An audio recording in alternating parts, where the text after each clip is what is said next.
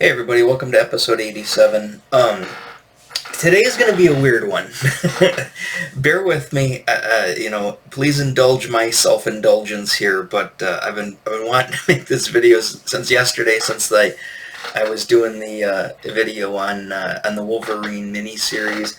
I kind of went down a rabbit hole last night, and I was just like, oh, I got to do this video, right? It's one of those videos. It's just like, it just bubble, like it's like, like a, I don't know what to describe it as, like something just bubbling up out of you. You got to do.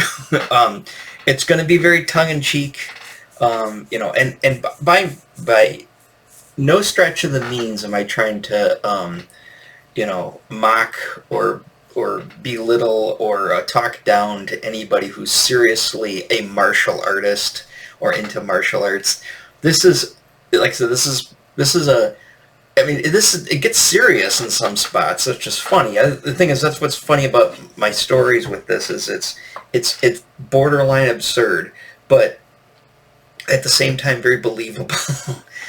So I'm going to go into, obviously you saw the thumbnail. Today I'm going to talk about the world of the ninja. Oh, sorry. And I'm going to tell you how I got learned. I mean, obviously, everybody knows what ninjas are today, but back in the 80s, especially the early 80s, it was a phenomena, to say the least. I mean, it was right up there with Satanic Panic and Dungeons and Dragons. I mean, it took the world by storm, and by the end of the 80s, we all knew it was all complete bullshit. So, let me delve into this. I don't really have I put together a folder of some visuals just to kind of illustrate what I'm talking about, and that's about all I have to go on. I don't own any ninja paraphernalia today, which I once did, and I don't have anything really to hold up and say, look, here's my ninja, a relic of my ninja past. But I'm just going to go into it and kind of tell you how I learned about it and how I got experienced with it. And I had various friends, who also, kind of went down some very similar paths. And so it might be relatable to you. This might be some nostalgia or walk down memory lane for some people who kind of, gave into the obsession like I did as a youth, in the 80s. So I guess the easiest way is just to get onto it. I said I got a collection of images here. I'm gonna they're not really in any order, as you'll see in the folder, but I'll pull one up as it kind of pertains to into my to how I learned about it. So let's just jump right into it. I don't know how long this video is going to go. And remember, like and subscribe if you like, and if you want to see me go into goofiness like this, or even peel back even more layers of the ninja, let me know. Sorry, I'm going to be laughing a lot through this one too, so I haven't been smoking anything, trust me. So here, let's get into it. Like I said, there's a lot of names, a lot of icons. I consider them icons, in this world. And there's a lot of just things that you'll see. You probably see some of the stuff right away. But this kind of, it all, and I don't have everything in here. I mean, you get carried away. You know how much ninja stuff there is out there. But of course, obviously, if nobody knows what a ninja is, which I hope I'm talking to like one person on the earth right now, a ninja was a Japanese assassin during like feudal Japan. There was different times when they were used. The whole myth. It's more of they're like a Japanese legend. Although for all intents and purposes they really did exist, but nothing like how the media had portrayed it, especially in the 80s. I mean, I make fun of like stuff like Naruto. I think Naruto is much as that is a fantasy anime. I think that one is a little bit more true to form than what like the 80s gave us utter horseshit, and we bit it, or we took it hook, line, and sinker. At least kids like I did, and a lot of us did. And it was this thing. I mean, it was like Dungeons. I mean, it's like you discover these things as a kid, and they just become like for somebody who's very OCD, like I was, and just clinging on to anything, um, it was, and just all of the stuff that it just suggested and presented to you as a young kid, especially a young troubled kid, because obviously you can tell by now I had a pretty troubled past, nothing serious, like terribly serious, although that's also argumentative, because I got into a conversation once with my sister about PTSDs, um, and post-traumatic stress disorder. And there's a difference between. I'll get into this real quick because this might kind of clue you into more of my upbringing. If anybody has similar pasts, let me know. But there's like your parents dying early, right, at a young age, or losing a parent, losing a relative or a loved one, horribly disfiguring yourself, something that's traumatic, going to war, that type of thing. I mean, there's, being, witnessing a natural disaster. I mean, there's things that will traumatize a person, especially a kid, at a young age.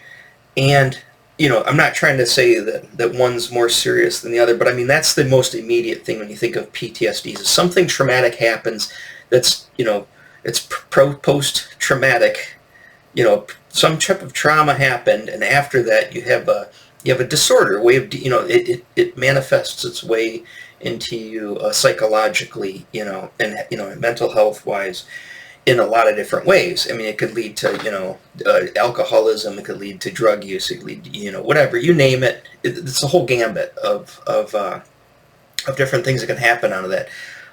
So there's the serious part of the story. I believe, and as my sister was kind of talking to me, and I didn't really think about it until she mentioned it, but I believe that I suffered post-traumatic stress disorder, but not from one specific event. It was basically a prolonged period of smaller events that were less traumatic than, say, like, somebody dying in the family, or, getting in a car accident, or witnessing some horror, right? I think that there was a lot of small, little things that over time added up to the effects of something that would be, say, one catastrophic event. I had a lot of small things, and like I said, I would say, I mean, it might have started when I was early, before my parents were still together back in the late 70s, but I think everything for the most part was okay up until my parents, it really started to come out and they started fighting. And anybody who's gone through a divorce at a young age, knows this, and and they see all of the events and all of the behavior that happens, that they witness in the family at a young age. I mean, that in and of itself is a traumatic event, but it doesn't happen like, it's not just like a one-time thing. I mean, it happens over a course of a period, and you see things, at a young age that, most of the kids in the neighborhood or in your school didn't see. And then it just kind of snowballed from there. I mean, my dad being the way my dad was, my mom being the way my mom was, and just the family in general, it's that old school kind of, there's a lot of, like, I've got a lot of Southern relatives, so that plays into it. And I'm not trying to talk bad about anything from anybody from the South, but you know what I'm talking about. A lot of prejudice, a lot of racism, a lot of things that came from, like, old school, like, Depression era grandparents. And then you add on, like my dad, he wasn't a boomer, he was a silent generation. He was from, like, the World War II generation, because he was born in 43. He was 30 years old when he had me in 73. So he was of a little bit different mindset than my mother. But, you got all of the stuff that, kind of formed Generation X and made us kind of who we are.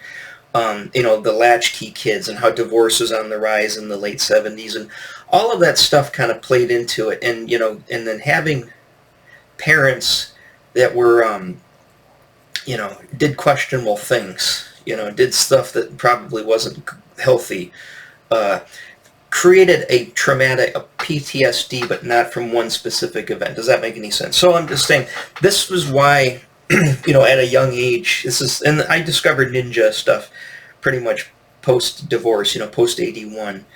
With the one simple of exception of there was a mini-series called Shogun that was on, I think it was in 79 or 80.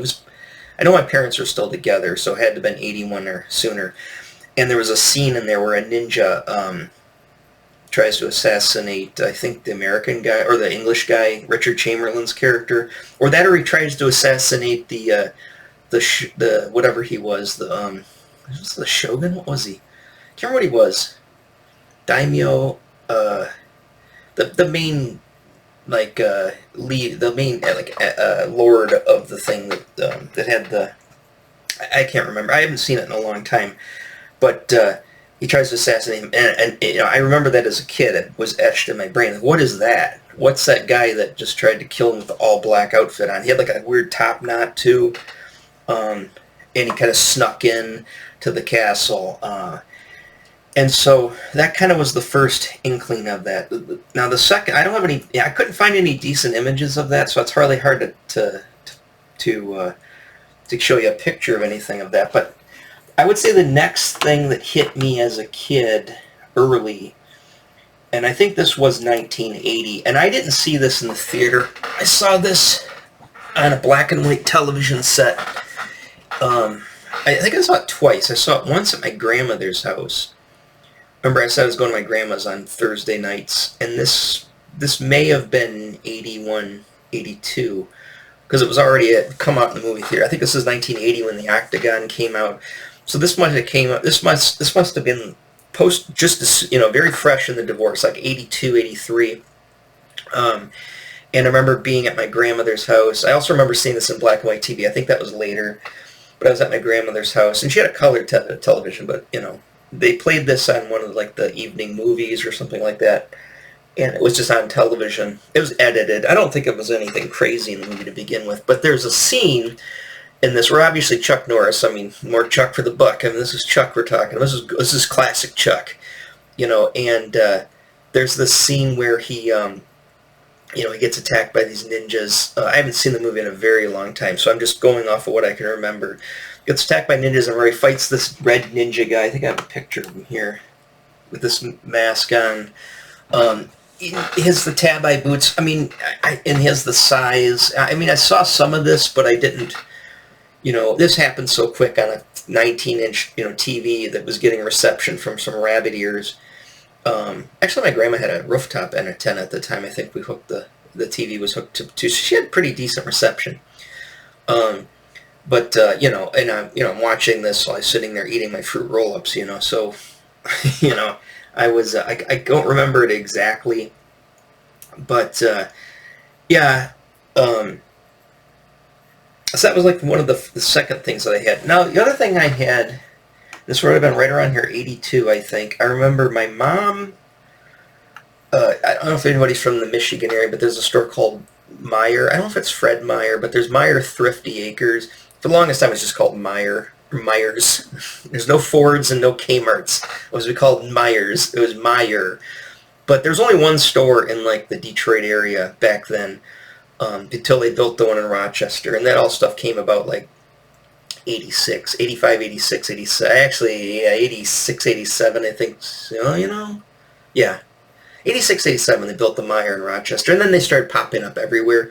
But there was only one real store. I think it was on 15 Mile in DeQuinder, which is Warren, Madison Heights area. I can't remember exactly what city it was.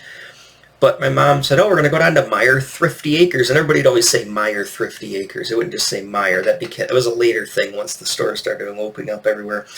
And there was these figures called Eagle Force. Now, this was pretty much came out the same year as G.I. Joe, the first G.I. Joe wave in 82. But remember, at that time, Snake Eyes, and I wasn't into G.I. Joe in 82. It wasn't until 83 I got into it.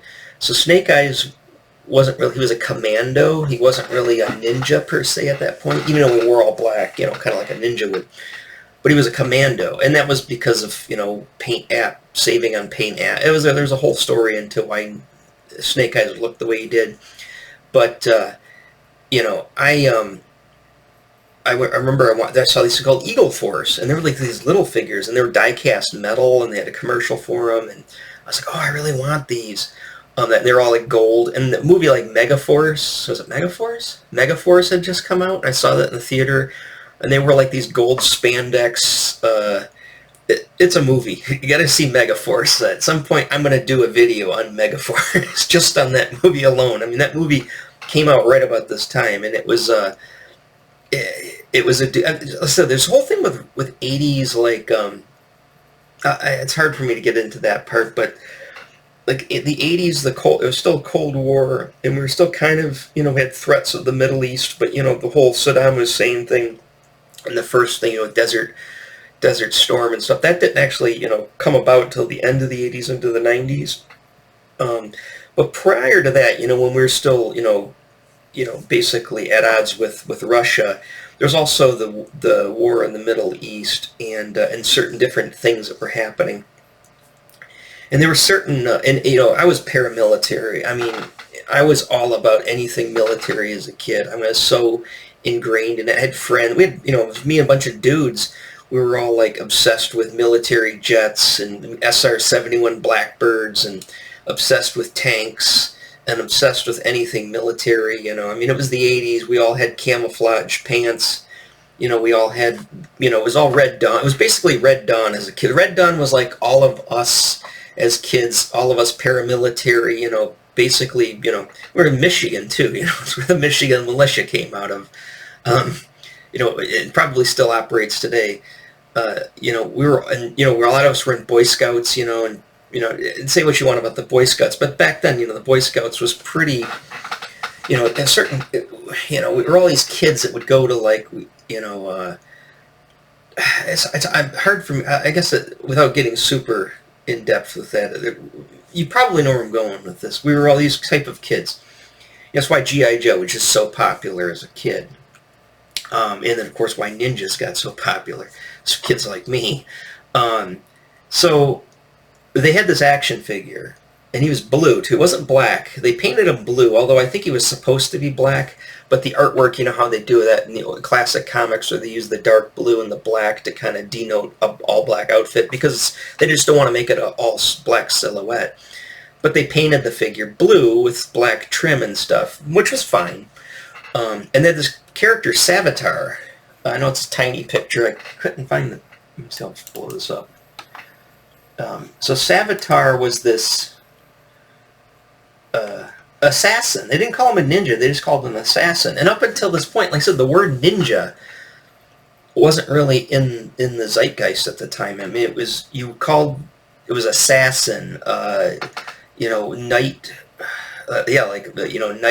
knight assassin, or the assassin, I guess, was the classic word for what essentially was the ninja.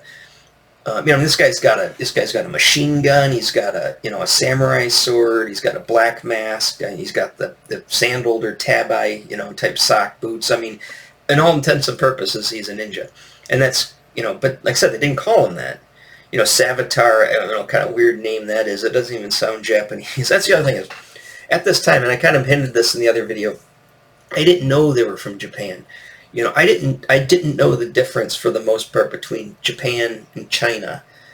Not a lot of us did at that age. I mean, some kids did. Obviously, kids with, parents that weren't idiots, they would know, and kids that weren't idiots. And in schools, they didn't talk about it much. Like, you're too busy listening about Pueblo Indians and the formation of the Declaration of Independence. And I swear, when I was in elementary school, I don't know what it was with that time period, but they were so obsessed with like the Pueblo Indians, the Aztecs, and the Mayans. It's just like, I guess because it was all American, even if it's South American, history. But they rarely ever talked about China, and I don't think anybody really knew that much about China. And people rarely talked about Japan because I don't think anybody really knew that much about Japan. Obviously the other countries too, other Asian countries too. I mean, we knew what Vietnam was, because of the war, but in Korea, of course. But it wasn't. Not a lot of people knew what that stuff was. I mean, there were certain people that obviously did. Learned people that were had interest in it, or their jobs or whatever. But the average person at like 1982 really didn't know like I said, we go to a Chinese food restaurant, it's like, and I would see, all like the Chinese, they did this Chinese dragon dance and stuff, and that could have been Japanese to me. I didn't know any different, so, and not a lot of us did. So, you know, this whole thing we're talking about this ninja, we used to call the throwing stars, which I'll get to, the shuriken. We used to call them Chinese stars because we thought the kanji on it, there were some of them had kanji like printed on it, and we just considered that Chinese, right? Because it's kanji, and we didn't know any different, so we called it Chinese stars. Oh, I gotta get some Chinese stars. And then people say, they're not called Chinese stars, they're called throwing stars. And actually the technical name of them is shuriken. Shuriken? No, shuriken. Shuriken. And it's like, oh, God. I hated listening to anybody who actually knew what they were talking about talk. This is why I didn't know anything. It's because I just got so irritated with people who actually knew what they're talking about. It just annoyed me. Shut up. Quit talking, person who knows what they're talking about. I want to continue to be dumb. That's what it's, pretty much how I was. Kind of still am. Anyways, so that happened, right? And then here's where it all started to just unravel real quick. Yeah, Rochester Book Center. Remember the bookstore I was talking about? One right next to Kittyland, across from the high school. You should know where that is now because where it doesn't exist anymore. But from so many videos, me talking to these specific places, you should have some kind of picture in your mind of what these places. I wish I had pictures. That would have been awesome. But here's what started popping up. First thing that started popping up was this. And I also remember being at the library, the Rochester Hills Public Library. It wasn't Rochester Hills at the time, still Rochester Public Library. The old one, not the new one on 2nd Street, but the original one, the one that's whatever it is now, furniture / restaurant, I don't know what the hell it is now, interior decorating store. But the original one, remember I said, I went on this in the Dungeons & Dragons video, adult upstairs, kids downstairs. And I go downstairs, there was this one specific librarian, she's the one who used to yell at me a lot for always causing commotions. She had dark black hair, glasses. I just remember her kind of vividly, and she said to me, I walked up to her desk one time and I said, hey, I wanted to learn about this thing called a ninja, right? And she's like, what?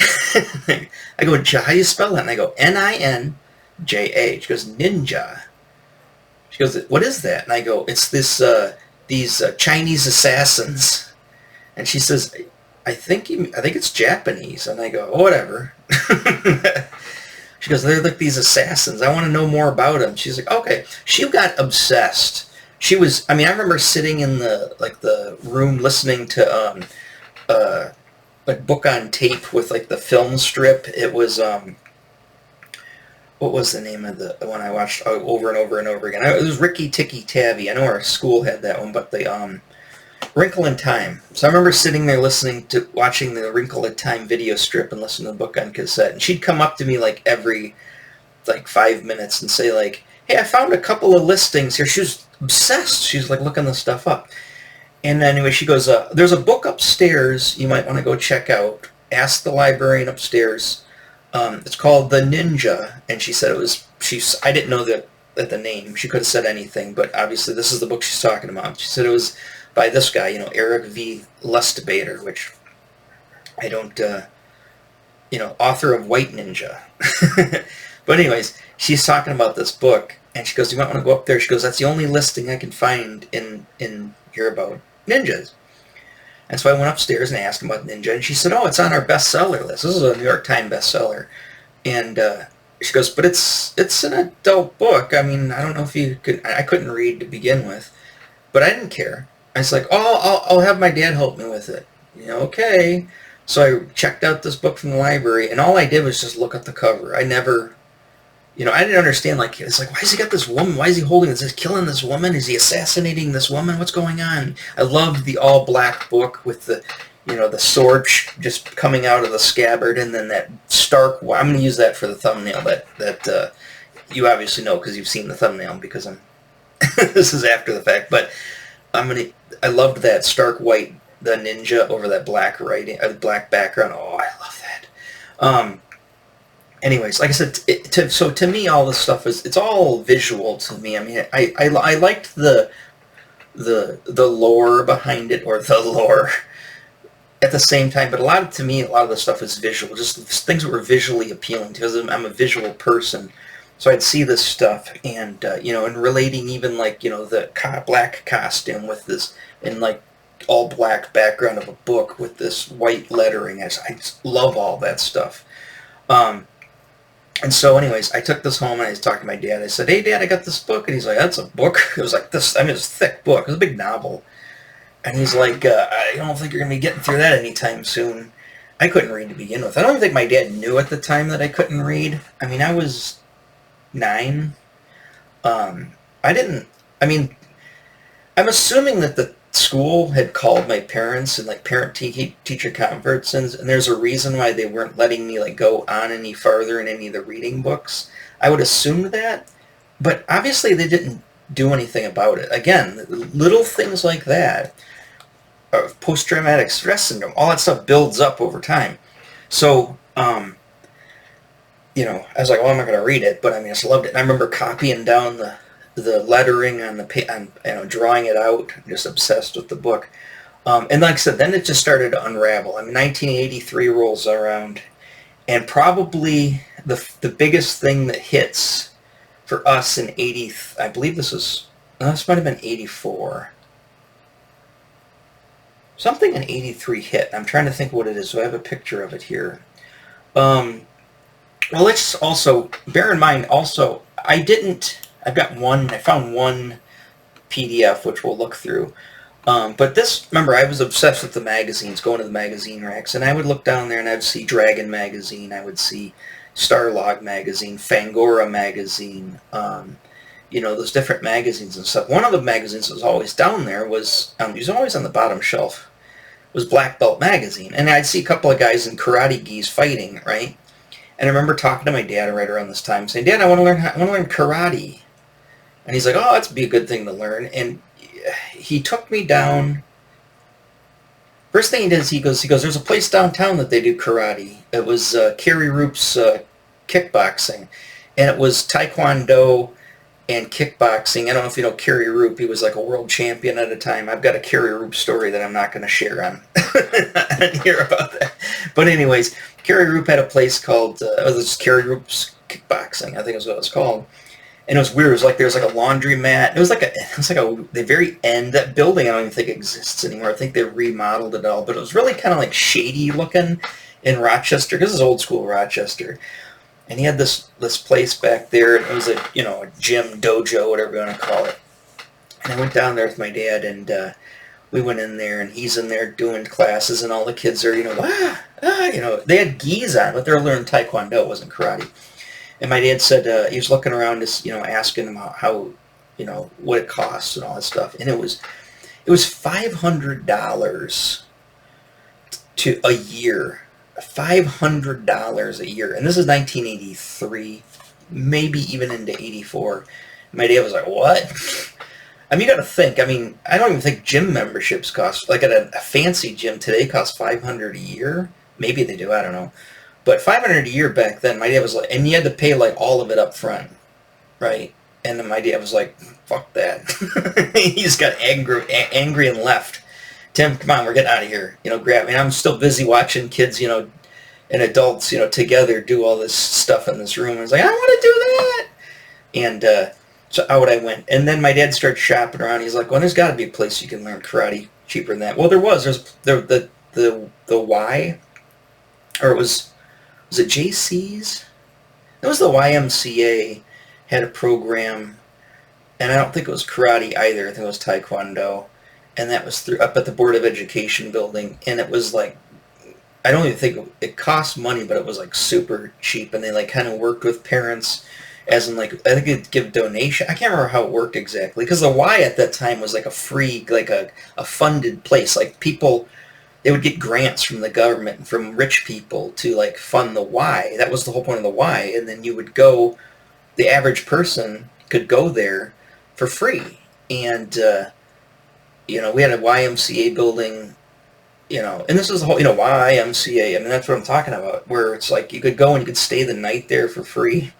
Obviously YMCA and the village people, you know the stories about what that became, but That was the whole point, and that was the whole point about the karate or taekwondo through them, was that it was funded through grants. So like I think parents, I think he paid like, it was like $25 to sign up, and then I think after that it was like free, but they accepted donations or something. And I never took one class. My dad was gonna sign me up for it, and then I just kind of lost interest in it. Um, and But I remember talking to kids at school and stuff like that, and I didn't really know exactly what was going on with that. So let's fast forward to 1984. It's probably the best time to, because everything happened real quick. I mean, it was 84. Everything was just bing, bang, bing, bing, bing, boom. It just snowballed fast. So again, I kept looking at those magazines, and you would see these Black Belt magazine, and you'd see ninjas on the cover. And as I'll get into Stephen K. Hayes, but as Stephen K. Hayes said in he did a TED Talks not that long ago, maybe 5 or 6 years ago, and he was talking, and then he says, all these, we basically just did a lot of cool photography with these ninjas to sell magazine covers, and you sold me as a kid. I mean, and then I started asking my dad, can I start picking up this magazine? This is what, 1985? Yeah. So 225 is right around there. I mean, it's about the price of an action figure. You could get a magazine. Like I said, I was getting Starlog and other magazines. And I said to my dad, I want to get this magazine. He's like, all right, fine. And then my dad was under the assumption, well, hey, maybe if he reads this magazine, he'll learn more about it, and he doesn't have to take a class. And the other thing is, my dad didn't want me to take a class, and I didn't want to take a class, because classes are what? It's school. And I didn't like school. And I can't read. And I couldn't do math, and I didn't want to have to go and pay attention to somebody, So even though Soup had such passion and interest for the stuff, I didn't want to actually do any of the work, because, that's just how I was.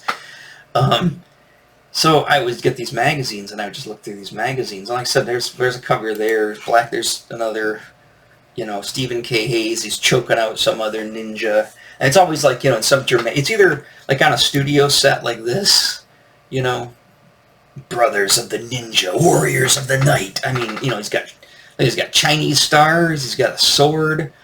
I mean, this stuff was just, this was porn to a 9-year-old kid. I mean, that sounds weird. Sorry. This was, it was crack. Let's put it that way. It was crack to a 9-year-old kid, right? I was just totally, blitzed out of my mind on this stuff. I was just like, oh, I gotta have it all. More black. It was more Stephen K. Hayes, and then all of the, featuring Aikido, Hapkido, Ninjutsu, Taekwondo, Praying Mantis, Jeet Kune Do, Shotokan, Jiu-Jitsu, Kempo, Judo. I started learning about like all the different martial arts at this time, and it's just like, oh, ninjutsu actually exists as a martial art. No, it doesn't. But I thought it did. It's like there's this American guy who's went to Japan, and he trained with ninjas in this ninja clan, and he came back and opened up a compound in Ohio and became essentially a cult leader. He had this training compound, brought back his Japanese wife. Of course he did. Brought back his Japanese wife, and he starts training all these people that go to his compound, training in ninjutsu. Dad, I want to go train with ninjutsu with the Stephen K. Hayes guy. And then, of course, right about the time, again, let's go back to Rochester Book Center. What do they start having in mass? The Stephen K. Hayes books. There's one there, Ninja. I think that's volume 1. I had these 3 volumes. I think it's 1, 2, and 3, yeah. I had a 4th one, too. There was a little, like, $1.50, $2 books, but yay big, yay thick. Again, you didn't have to really read them, because it was mostly all pictures. It was them showing how to do, like, different, and then they're talking about, like, the hand movements and stuff, all this bullshit that I just thought was cool, but I had no idea what the heck they're doing. And it's like, oh, you got the mask, got the sword, the ninja, this stuff was just like, oh, I gotta have all this stuff. I got all these books in my thrift books, by the way, if they pop up. Actually, a couple of them are already available in thrift books. I might pick them up. Another book that I had gotten, I remember, was this book here. So yeah, I'm sorry about the tiny picture. But he's like, oh, he's behind the bamboo. It's this, silhouette. He's got the ninja star, um, the invisible assassins. That's what I was trying to remember earlier. Not night assassin. The invisible. They're invisible. You can't see them. What do you mean they're invisible? And they blend in with the shadows. Oh, you mean like thieves in Dungeons and Dragons? Yeah. All this just crap you just learn as a kid. I mean, it's just like, it was baking my brain. And then here, so then this is the next phase of existence at this time. Was well, obviously, probably the biggest thing was, I mean, that did it for us all. Didn't that do it for us all? Once Storm Shadow came out, this would be the 1984 wave. When Storm Shadow came out, the White Ninja, it was over. If there was anybody who was on the fence about getting into ninjas, basically, especially us, delinquent kids, this was the figure that did it. I mean, it wasn't Snake Eyes. I mean, sure, the Snake Eyes thing with that came later. But right off the bat, this was it. I mean, there's that drawing. It was that white ninja outfit. You're just like, oh, there's a white ninja. And of course, I'll show you some stuff that I saw right away as soon as this came out. I mean, I remember this vividly because I remember going down to, I found Storm Shadow at A&P of all places. The grocery store had a bunch of G.I. Joe figures in like this little display. And they had Storm Shadow. And this was at the same time my dad lived in that weird apartment above that house. And we had that Betamax VCR. And the only place to really rent Betamax in town was the Rochester Book Center. Rochester Home Video. There's a lot of Rochester everything, but Rochester Home Video, which is in the same, like here's A&P, and then there's a little strip mall. And at the corner, that was the video store. And I went in there and they had a back room. It was all like science fiction / martial arts, and it was basically anything that dudes loved was in the back. So, anyways, I go back there, and right off the bat, Enter the Ninja. I think they had a movie poster for this in that video store up on the wall, right near the videotapes. I saw this ninja jumping like this sidekick and with ninja swords, and there's this red ninja in the background. It's like, oh my god, I gotta see that. So of course we rented that. And then at the same time, I believe this was 1984, correct me if I'm wrong, I could be off a little bit. This is when they had the Lee Van Cleef TV show with Timothy Van Patten called The Master with Stephen McAllister. And of course, who was the Master's who's his arch nemesis in that TV show? Osaka. And who was Osaka played by? Sho Kosugi. None other than Sho motherfucking Kosugi. This is the dude. This dude single-handedly, ninjas would not be what ninjas are if it wasn't for Sho. I mean, this is the guy, it's funny, because this guy, he's not a real ninja in real life. Although, Sho Kosugi's a real ninja in real life. Yeah, he's from a ninja clan. Yeah, really, really, really. No, he's just an actor. But he was so good at it and so believable. And even he himself, there's a couple of interviews that it was in Japanese, and so it was translated. Although I should know Japanese because I have a degree in it. But anyways, neither here nor there. So he was talking about, he's like, yeah, he goes, people all thought, and he goes, I started to almost believe my own hype. He's like, maybe I am a descendant from a ninja clan. He's talking about this in this interview. But he's an actor, very good actor, but he was an actor, and he's Osaka on The Master. He played the bad guy again. That's him right there. He's playing the bad guy, and of course that specific image right there spawned. I don't know the poster. There's some posters that were made of that were in Black Belt Magazine. And then that's when Black Belt Magazine actually started to branch out. Did I grab a cover of it?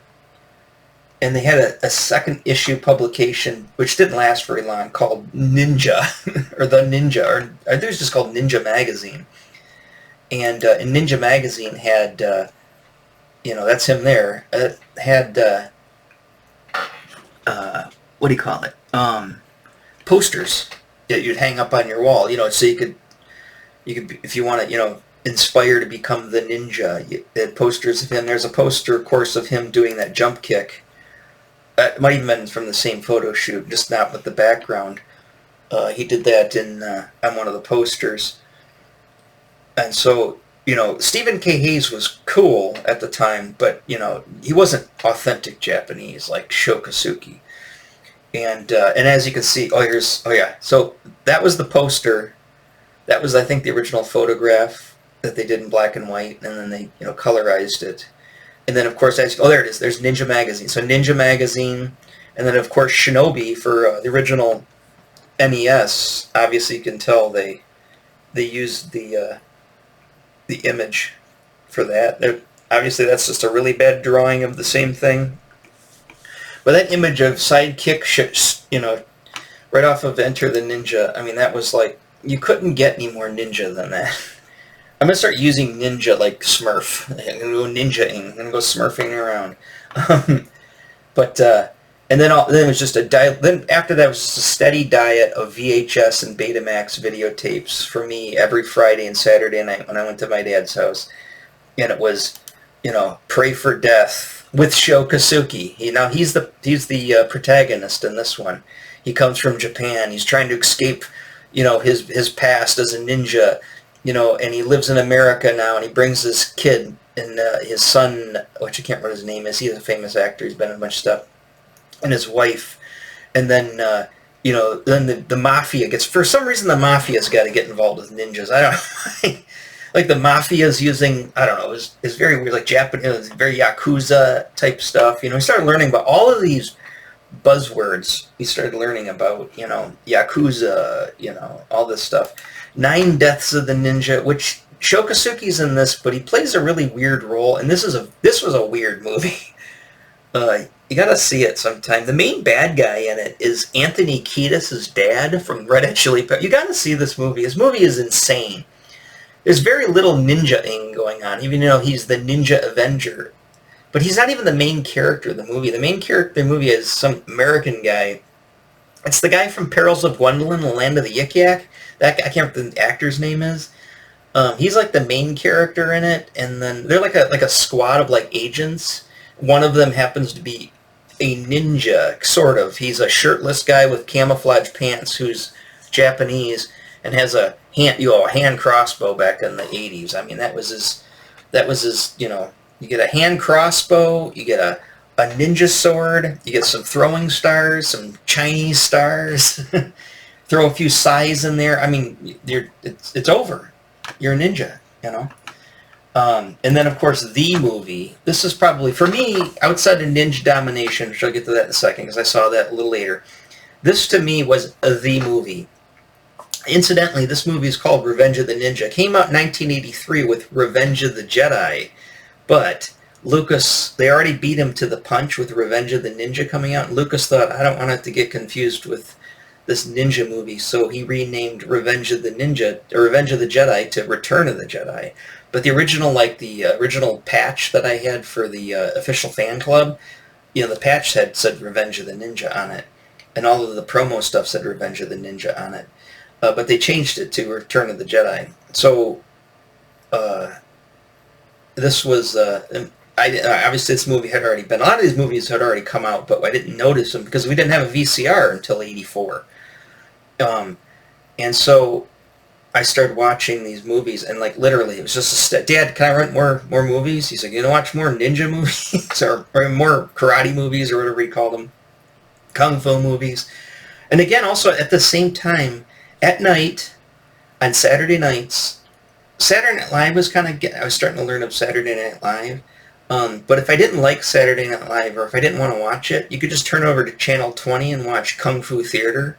And Kung Fu Theater would play primarily Chinese, Kung Fu movies, like a lot of the Shaw Brothers, Kids with the Golden Arms, stuff like that. But occasionally they'd play a ninja movie, which really wasn't a ninja movie. It was a Kung Fu movie, but they called it I remember it was one called Ninja Wars. There's no ninjas. I watched the entire movie. It's like not one ninja ever showed up. Well, of course there didn't. That's a kung fu movie. It's not even the right country. But they called it Ninja Wars because people will watch it when it says ninja.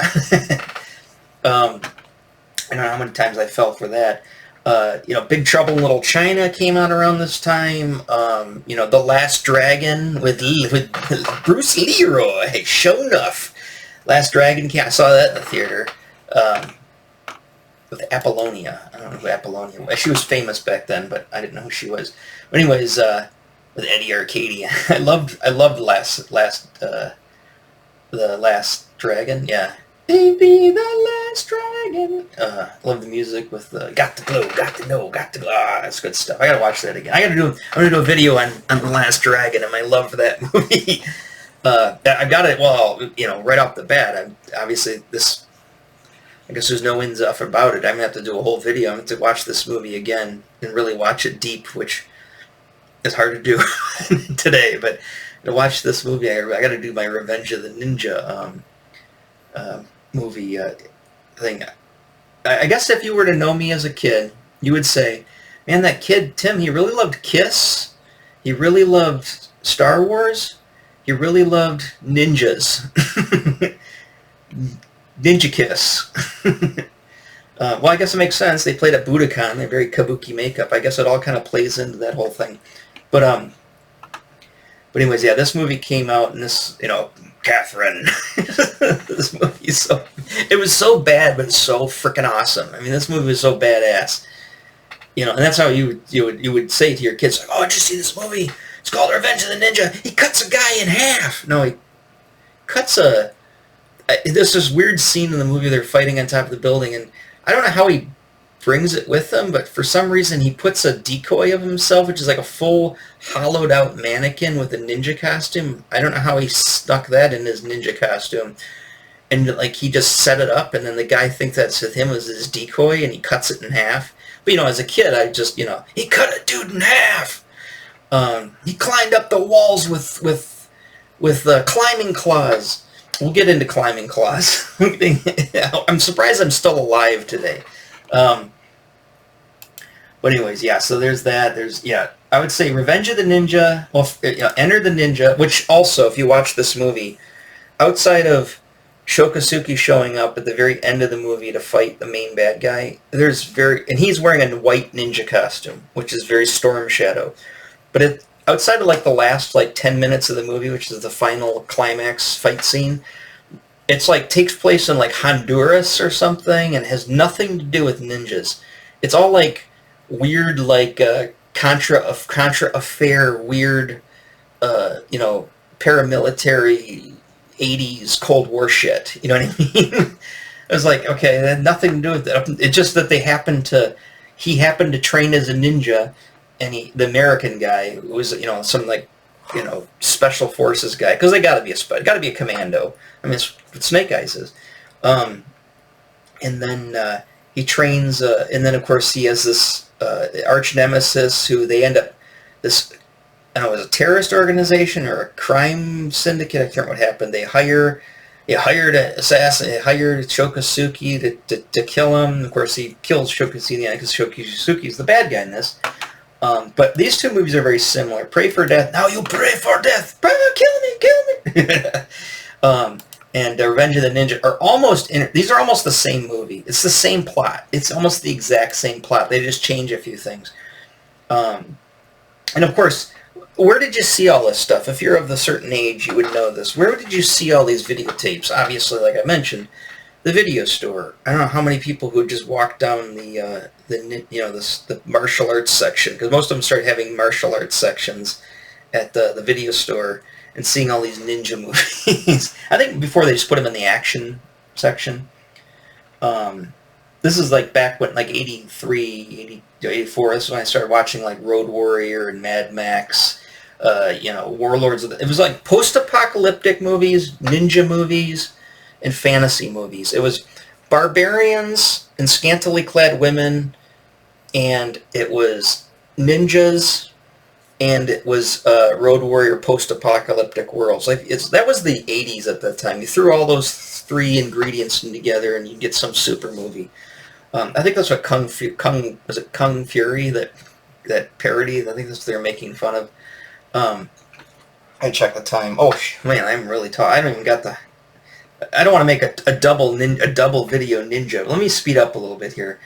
All right, so I didn't realize how ninjas were so. So there's a movie, and there's the old videotapes. I love the old videotapes.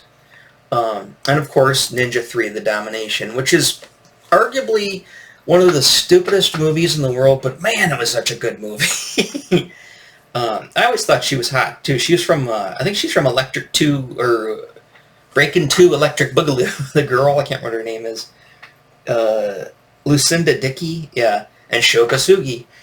Now Sho Kosugi's got a weird. He kind of almost plays like the not the Han Solo, but like the.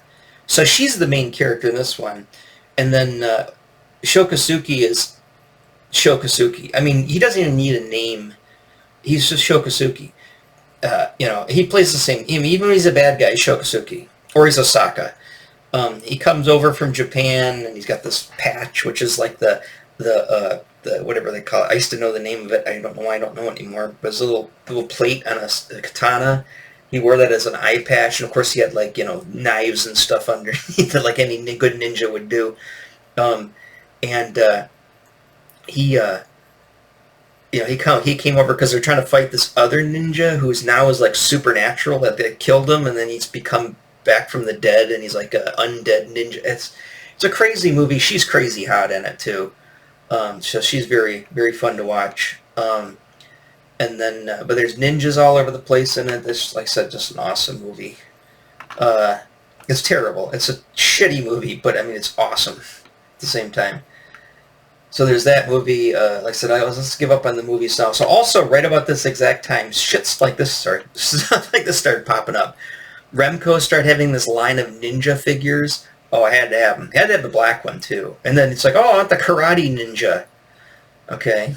And then I think there's a taekwondo ninja. And there's a kung fu ninja. Because, like I said, Chinese, Japanese, all the same thing back then.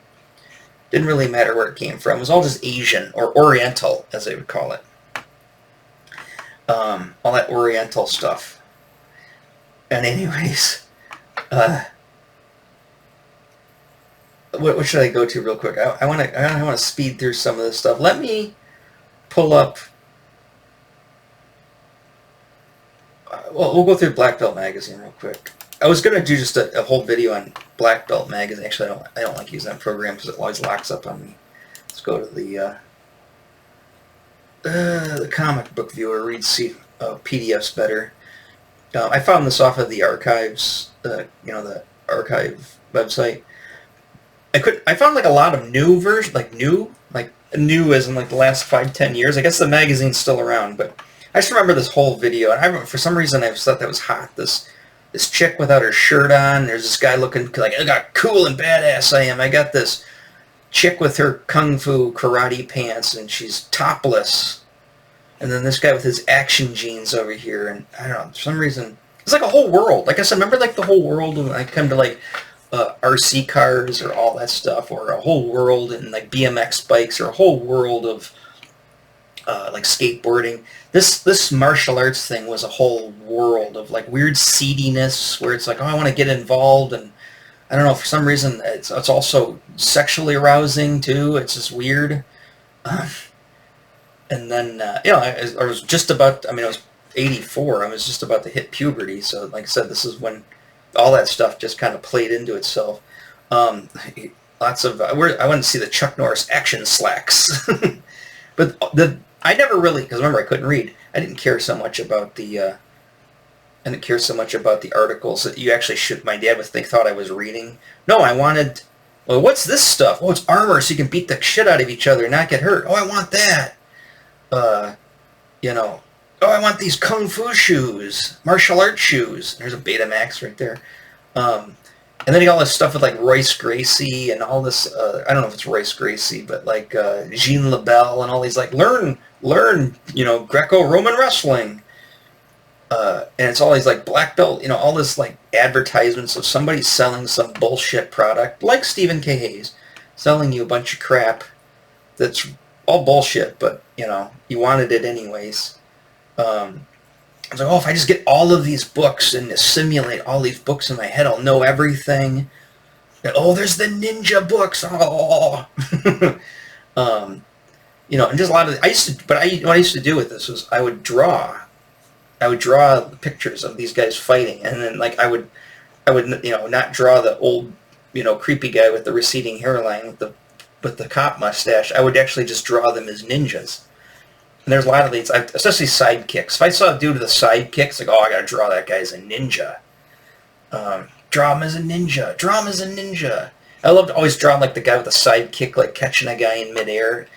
Games like Karate Champ were out, like arcade games. Karate Champ, which was down at the laundromat there near Carrie Roop's.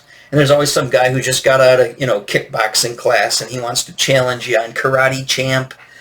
A lot of that summer though, I remember a lot of going down there a lot and just, like I said, I ride my bike down there and I'd look in and I'd see the guys doing this stuff and I wanted to do it, but it was so expensive, but I didn't want to do it because I didn't want to actually have to do anything. I just wanted to watch it. It was more of a spectacle to me. Like I said, I wanted to draw pictures of people doing these kicks, and then then all the ads for all the ninja shit. Oh, look at that! You can get the Tabai boots for $16.95 a pair. Ooh, I gotta save up some money. I asked Dad to get me some Tabai boots. I gotta get the ninja costume.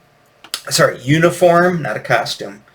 I get a wooden bokken of a ninja toe, and I could use that to train with, so I don't cut my hand off. And it's just like all these. And of course, what else was at this time? In 1985, well, 84 I think was First Blood, but it was more Rambo in 85. We got the Rambo movie, or maybe it was 84. Rambo comes out, and he's got that survival knife, and you go to every Army, Navy surplus store or any Bill Goodman's Big Gun and Knife show at the Gibraltar Trade Center or out in Mount Clemens at that Trade Center, and I want to go to the gun and knife show and look for survival knives, or you go to like Crazy Benzies or all these other just crazy weird paramilitary, just dude stores. Let's just call them dude stores.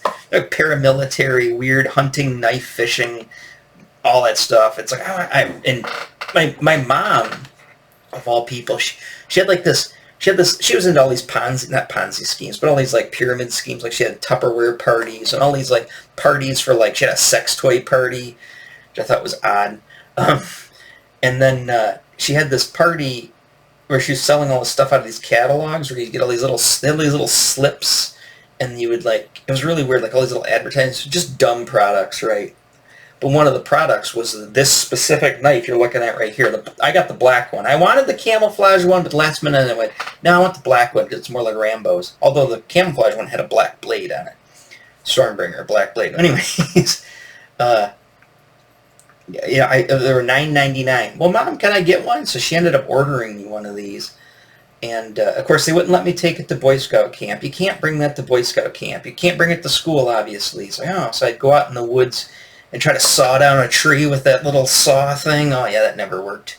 It's like, I had fishing hooks in there. You get in the little fishing line. I'm going to just take fishing line and drop it in the river. None of the fish are biting. Actually, I did catch a couple. I thought I caught a turtle that way. But anyways, and then you'd use that whetstone. It's like, sharpen the knife. Well, that takes work. And I'm a kid, and I don't want to do work. I want to sit there and shh. So I did it like scrape, scrape, scrape. Oh, it's sharp. That was my sharpening. Was just scrape, scrape, scrape. I'm sure. Look at that, sharp. Then somebody showed like using the flint sharpening stone to like throw a spark to start a fire. Ooh, then it became survival. Everything's survival. I think survival is about as big of a buzzword that sold bullshit in the 80s as the word ninja did. He's a survivalist. Oh, here we go. Here we freaking go. So, like I said, I had to think about it too. I think I had my wires crossed, but the Tigron Sports. Remember, I said my dad just sold the house, and then he went into that apartment. Right. I think right after he went into that apartment, he ended up going, he went to another psych. No, he was right. He went to, and it was a Havenwick, which is like in Pontiac, which is like Auburn Hills, Pontiac, was a psychiatric facility.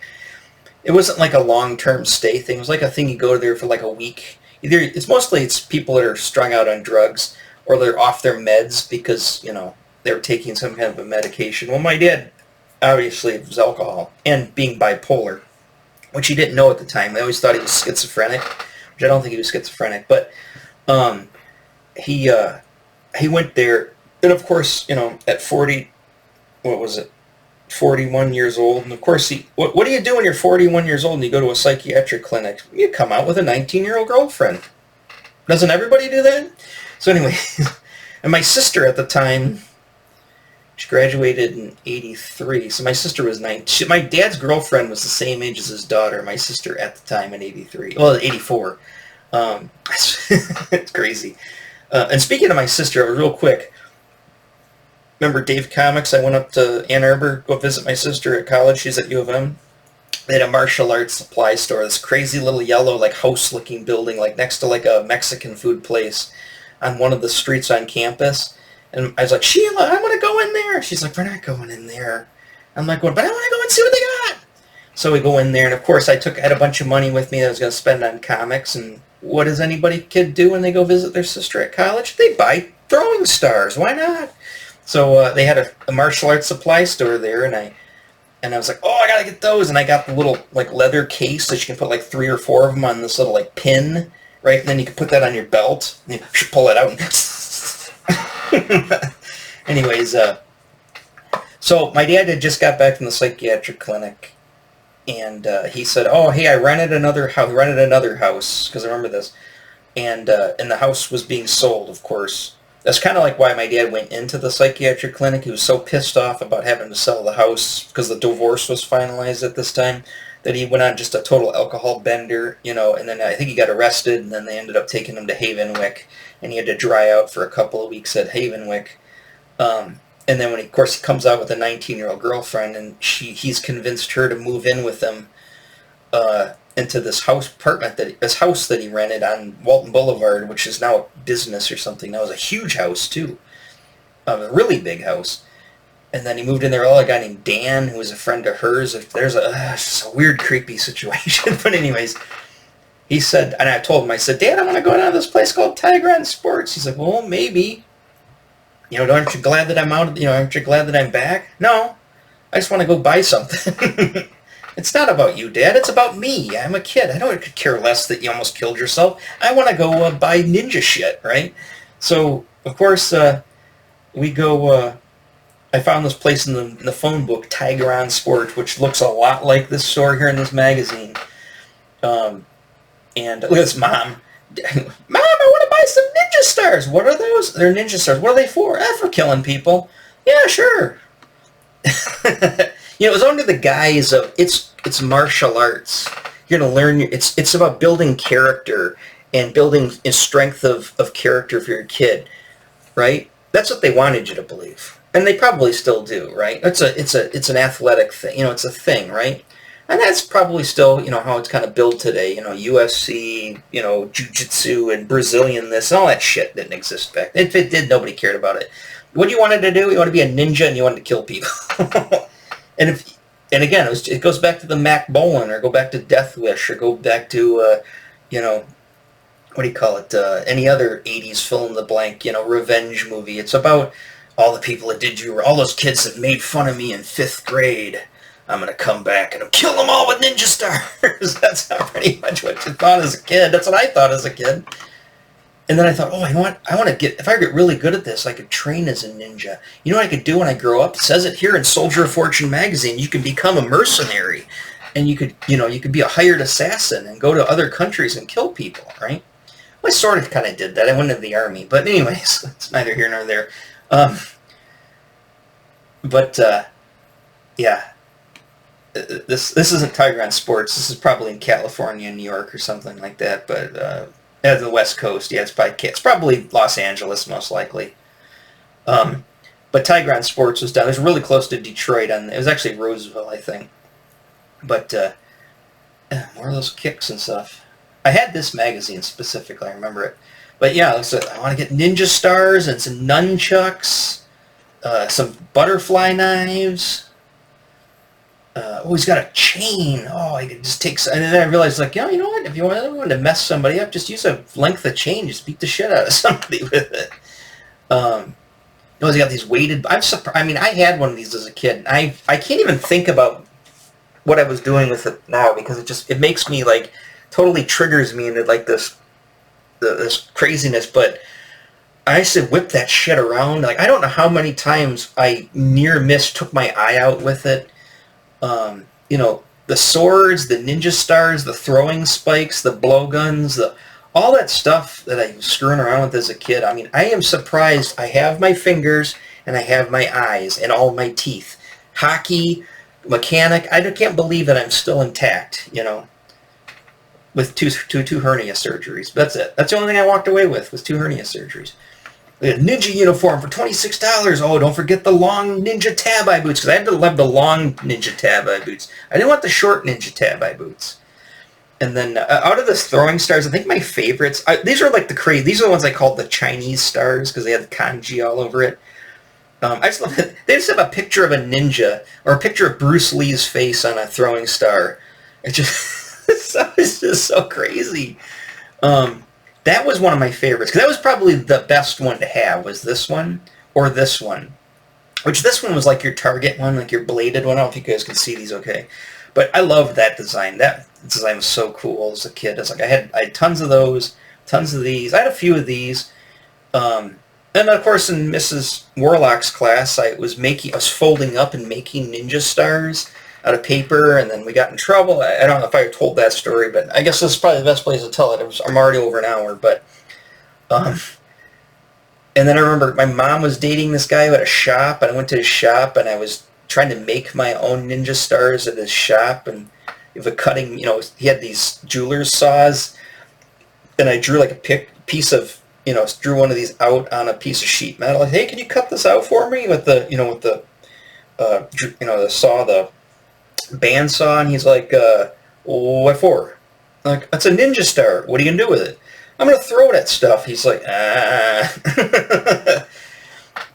Of course, you know, he wanted to, you know, it was your mom's, I don't know how many dudes my mom's went out with, and they all tried to be my buddy, but they, you know, they indulged you. And so they're like, oh, sure, I'll cut this thing out. Of course, I take it to school the next day, and I'm totally in trouble again. It's funny, if you added up all the things I actually got in trouble for at school for, none of them are, you know, all that shit wouldn't fly. Kids are bringing guns to school and killing each other. That never happened back then. You know, sure, I brought ninja stars to school, and I, you know, threatened some kid that was pissing me off. I said, I'm going to throw this in your head when you're not looking, you know. And of course, suddenly you're in the principal's office. I wonder why. Going home. I always thought that one was cool, but that was such a useless one that never worked. I never got into the throwing knives much, which would probably been, these actually work. I was just all about the shurikens, the ninja stars. I just thought those were the coolest things in the world. And of course the ninja toe, which also is a fake sword. There's no such thing as a real ninja toe. It's a made-up sword. Or the kung fu butterfly swords. I really didn't get into the kung fu stuff that much.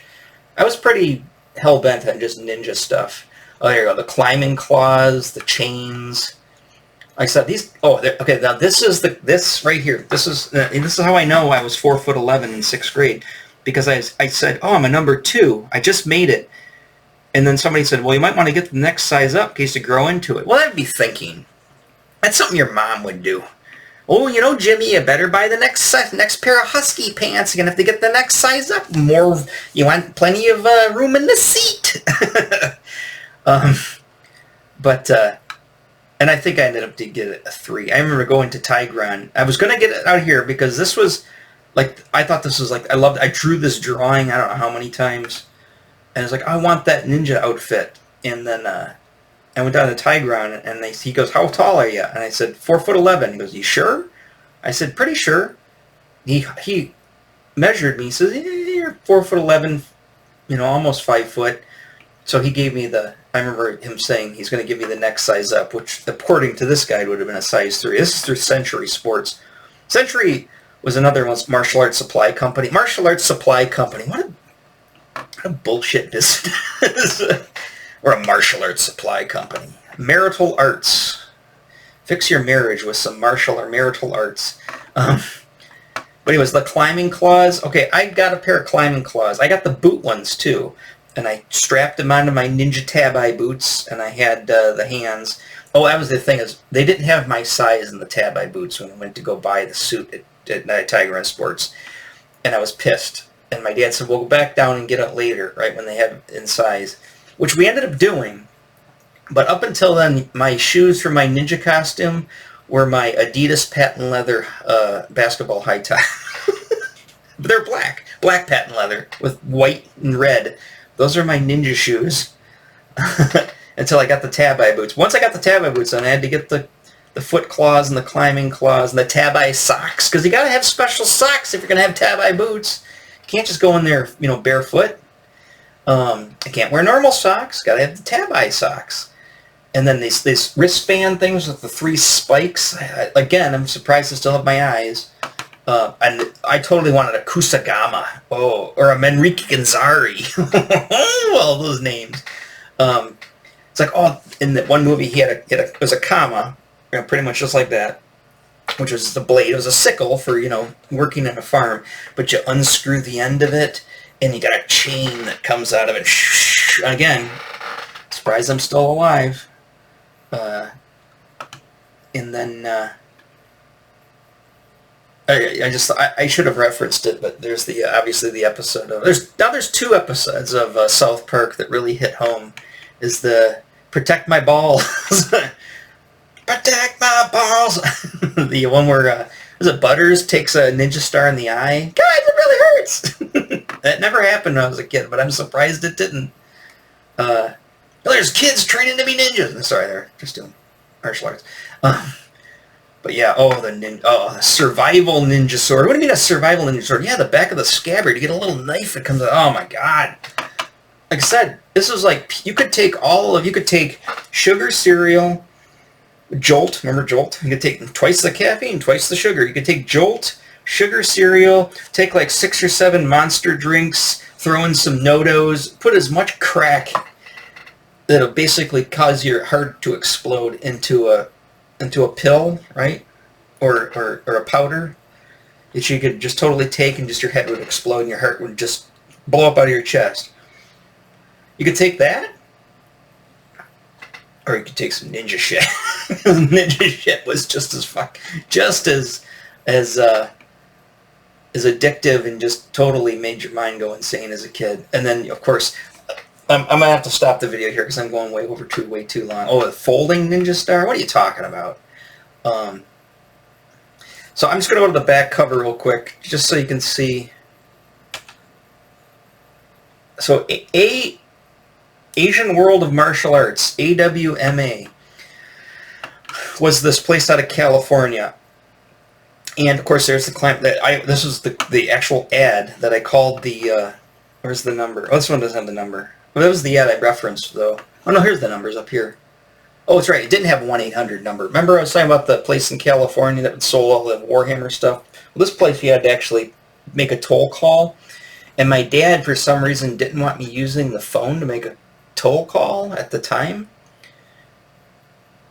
Or he didn't have a phone. I can't remember. We're at the trailer park out in Hidden Lake Estates, which I haven't even gotten into that story. Oh my god, the stories. I walked down. I rode my bike down to they had a payphone at the front near the office in front of the trailer park. I went down there with the handful of quarters and change, and I had to put like $1.85 in, because you type in the number that you want to call, and mine was actually, this is Philadelphia, it wasn't California, or Chicago, one of the two. I called. There's the 2 main stores. I called them up, and I said, and it says like, please deposit $1.85. So here I'm throwing coins into this thing, and then I get this place, and they're like, Asian World of Martial Arts. I'm like, hey, I want to get your free catalog. It says right here, free catalog, over 50 pages, write or call. Could have just wrote, but that's, I'd rather call. And they said, oh, okay, what's your address? Here's my address.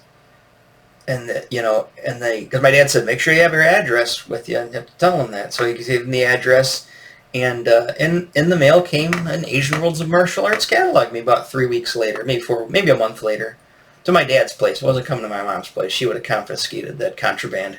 But anyways, But the ad, whenever I think of this stuff, this particular ad, which there's this ad for Aiden with the stars on it and the ninja. That wasn't the ad. This was the ad. I'll leave it at this, and I'm probably gonna have to make a part 2. When this ad for Asian World of Martial Arts came out, and they had that camouflage ninja suit. Now, as you can see, inside they had black and white drawings of a camouflage ninja suit, but that doesn't register in your head. But this painting here, and then the white ninja up there, you know, blending in with the red. Oh my God, that stuff is so awesome.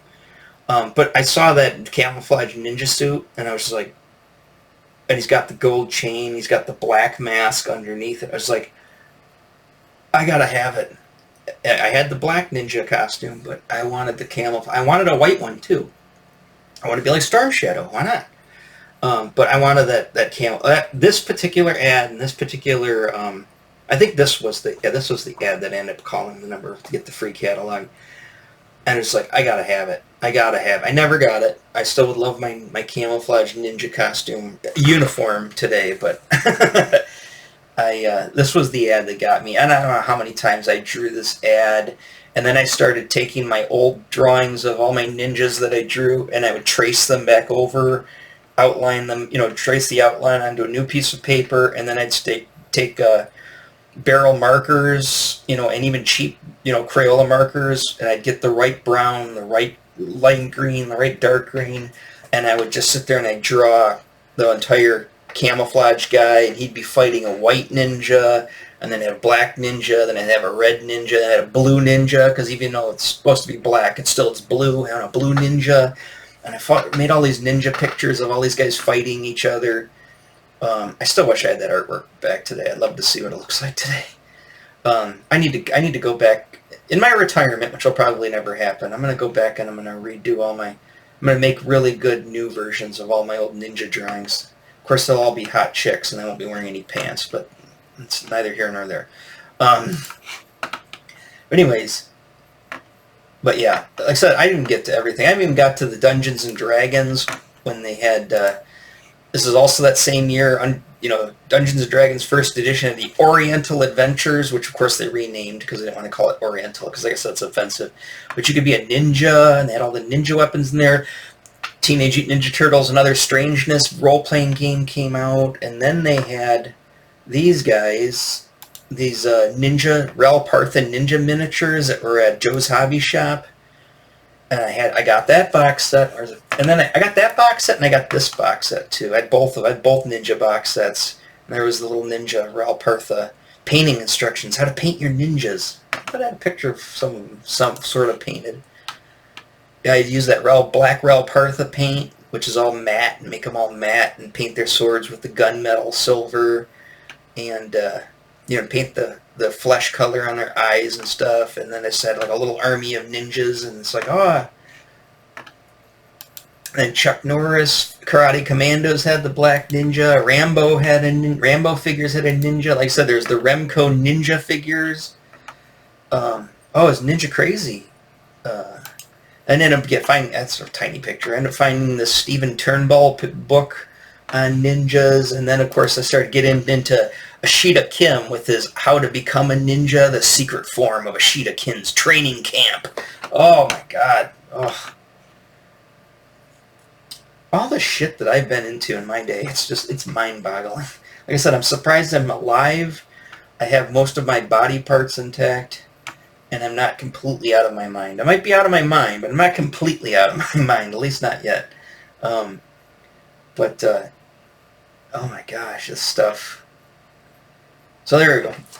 I don't know if I need to make another video on this, but I might revisit. Like I said, I got a lot of stories, obviously, of me getting in trouble or almost killing myself, you know, at a very young age. Here's the thing people always say.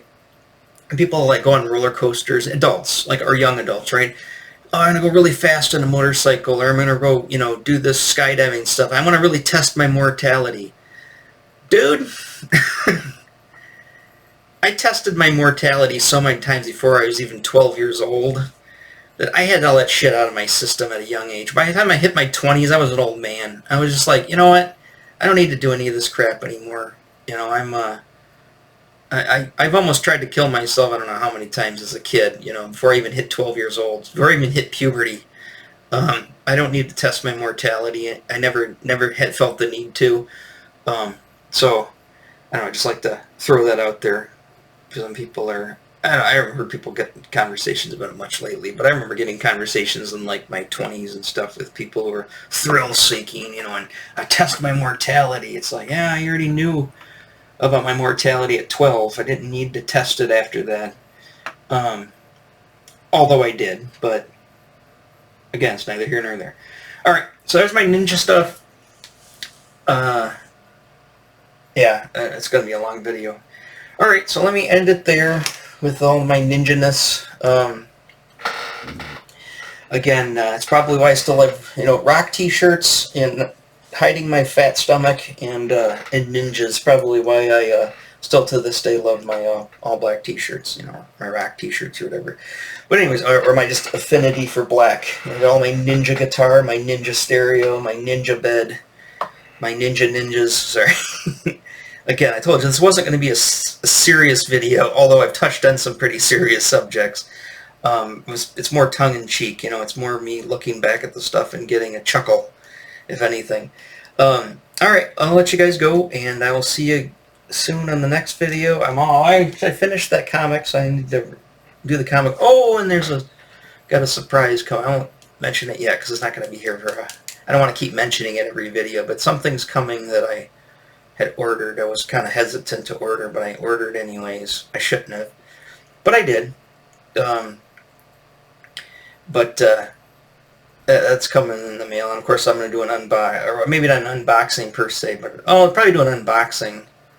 It might not be live. I might do it record on a video, but I'll definitely be doing a video specifically on this item that I have acquired, but it's not here yet. It hasn't even shipped yet. It's through Amazon, but it hasn't here yet. Take your guess. If you get a chance, go into the comments. Take your guess on what I ordered. I guess this station comes to, what did Tim order now? What should he not be spending his money on, saving his money on, instead of spending it? That should be the video. All right, I'll let you go. As I said, we're almost to an hour and a half. All right, I'll catch you in tomorrow's video. Bye-bye.